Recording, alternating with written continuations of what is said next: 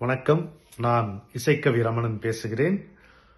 மெல்லிசை மன்னர் எம்.எஸ். விஸ்வநாதன் அவர்களை இசையமைப்பாளர் என்று சொன்னால் மட்டும் போதவே போதாது. அவர் நம் இதயத்தை ஆள்கின்ற ஆளுமைகளில் ஒருவர் இல்லையா?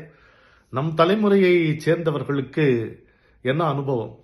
அவர் நம்முடைய வீட்டில் ஒரு உறுப்பினராக, நம்முடைய ஆன்மாவின் ஒரு அங்கமாக நம்மை பாதித்தவர் என்பதுதான்.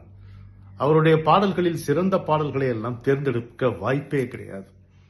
நீங்கள் ஒரு கரும்பு சாறே கடலாக விரிந்திருந்தால் அதில் ஒரு குவளையில் கொஞ்சம் மொண்டெடுத்தால் எப்படி இருக்குமோ எந்த பாடலும் அப்படித்தான். அதில் ஏதாவது ஒரு வித இனிமையும் புதுமையும் இருக்கும். அவர் பாடல் முடியவே முடியாது. அது தொடக்கமும் முடிவும் இரண்டும் இல்லாத தொடர்ந்து கொண்டே இருக்கக்கூடிய ஒரு அதிசயம். ஏதாவது ஒன்றை சொல்ல வேண்டும் என்றால் சுமைதாங்கி படத்தில் எனக்கு உடனே நினைவுக்கு வருவது மனிதன் என்பவன் தெய்வமாகலாம். கவியரசர் கண்ணதாசன் அவர்களுடைய ஒப்பற்ற வரிகள், பி ஸ்ரீனிவாஸ் அவர்களுடைய குரல். அதுல இரண்டு விஷயங்களை நம்ம கவனிக்கணும். ஒன்று மெட்டு, அற்புதமான மெட்டு. இதை பாஸ்டோரல் டியூன் என்று சொல்வார்கள். பாஸ்டோரல் டியூன் அது அவருக்கு எப்படி வாய்த்தது என்பதெல்லாம் நம்மால யூகிக்கவே முடியாது. ஒன்று. இன்னொன்று, அதனுடைய பின்னணி இசையை நாமே அதை மீண்டும் பாடி பார்க்கலாம் என்கின்ற அளவில் இருக்கும். அது இப்படி போகும்.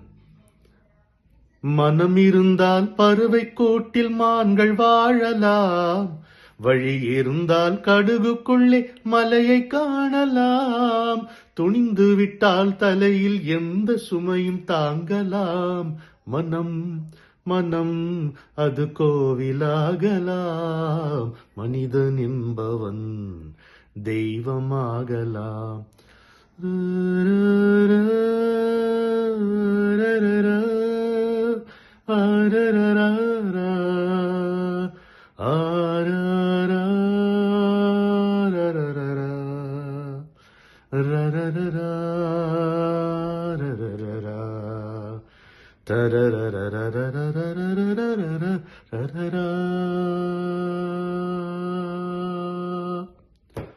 ஊருக்கென்று வாழ்ந்த நெஞ்சம் சிலைகளாகலாம், உறவுக்கென்று விரிந்த உள்ளம் மலர்களாகலாம் என்று அந்த பாடல் அப்படி அற்புதமாக போகும்.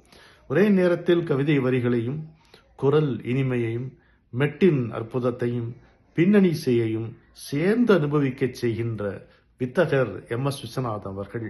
அவர் என்றும் நம்மோடு வாழ்வார். வணக்கம்.